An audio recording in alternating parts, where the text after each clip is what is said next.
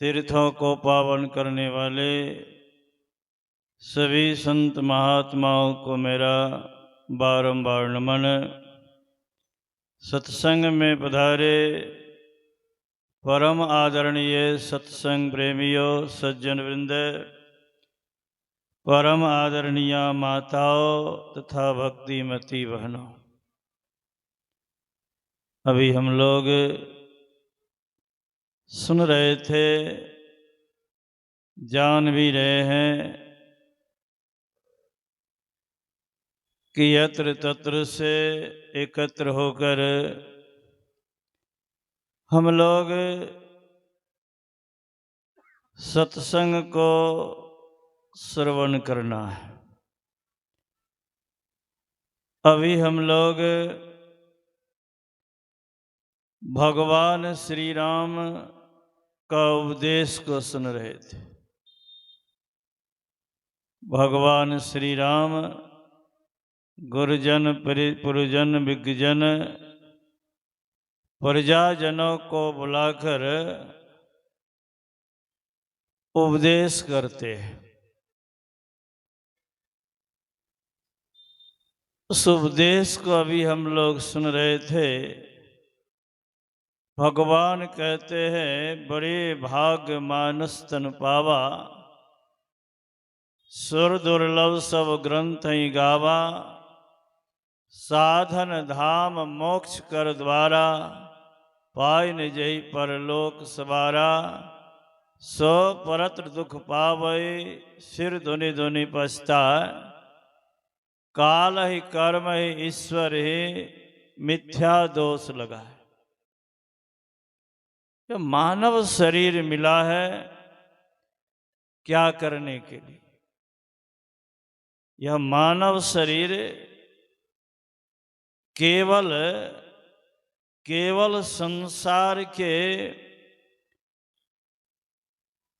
द्वंद्वों को में फंसे रहने के लिए, संसार के कामों को करने के लिए नहीं मिला है।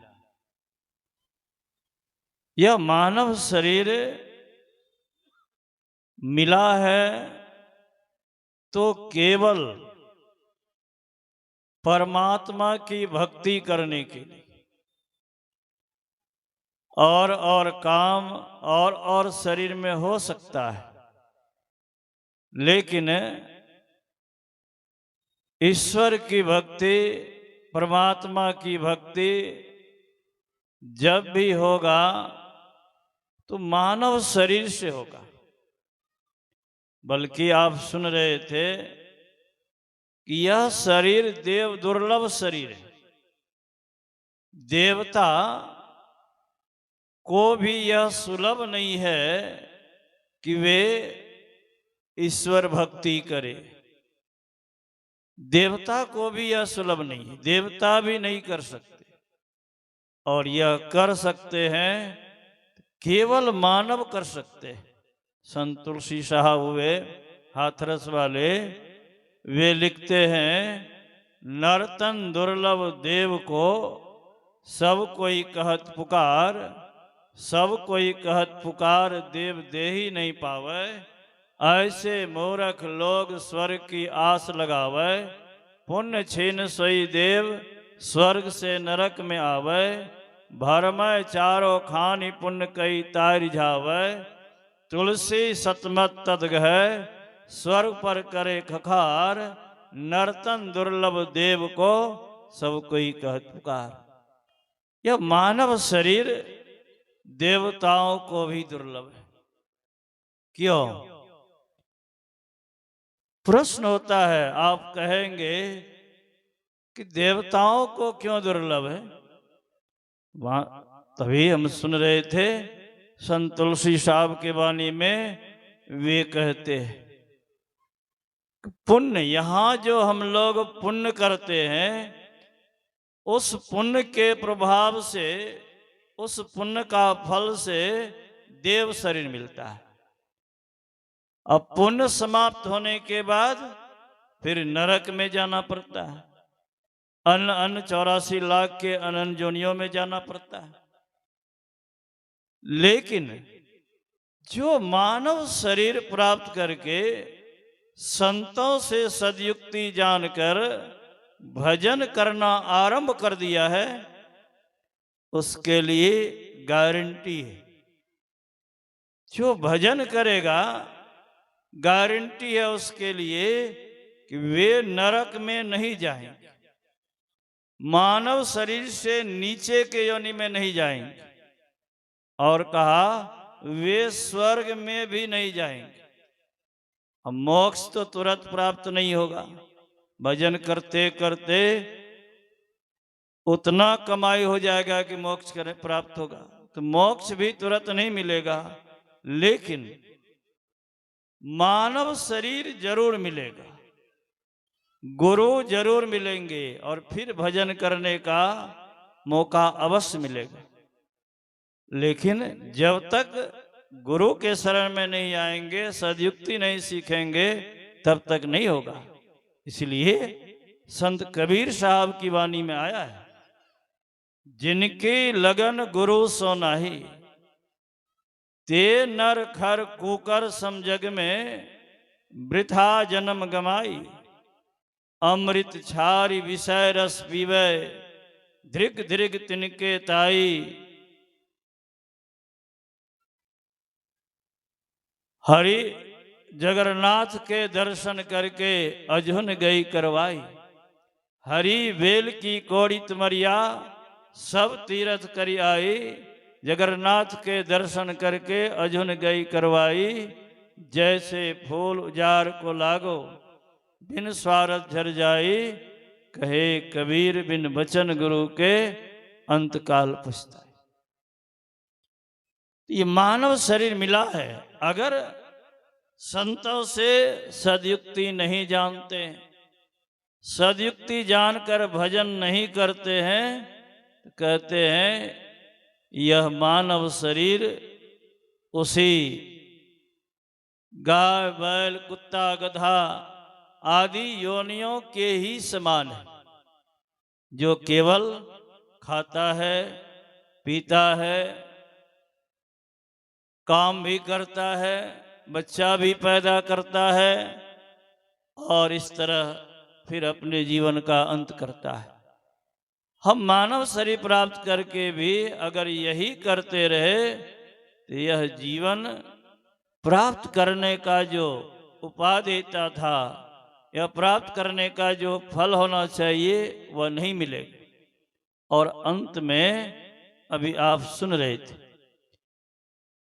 अंत में सुन रहे थे, जो न तरय भवसागर नर समाज अस्पाय, सो कृत निंदक मंद मते आत्महन गति जाए।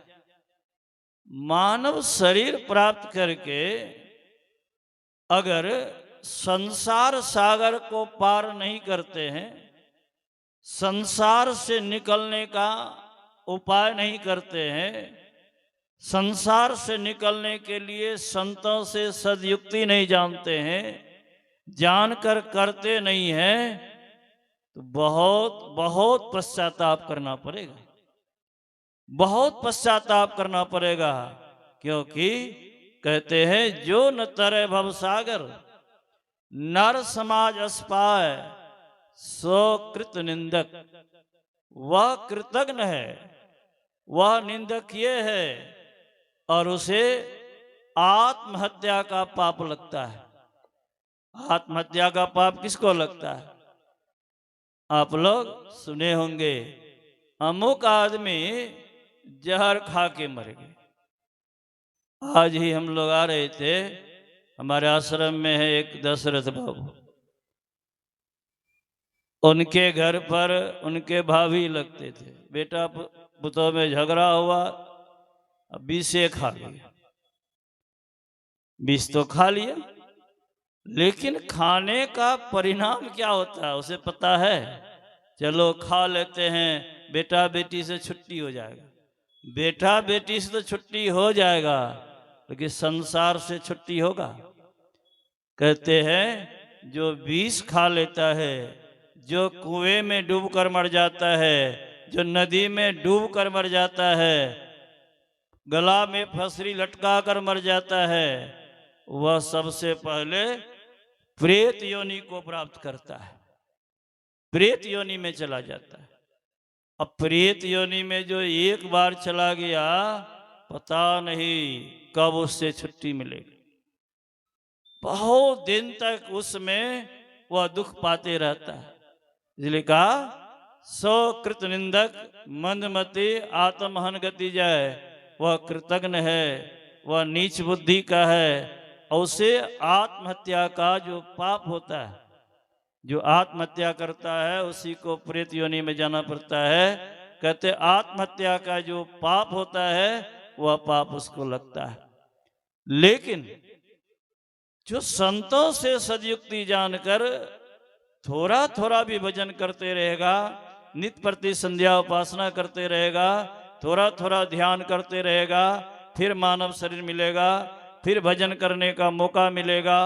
और इस तरह से जब तक हम आवागमन के चक्र से छूट नहीं जाते हैं, मोक्ष प्राप्त नहीं कर लेते हैं, तब तक बार बार मानव शरीर मिलेगा, बार बार गुरु मिलेंगे और बार बार भजन करने का मौका मिलेगा।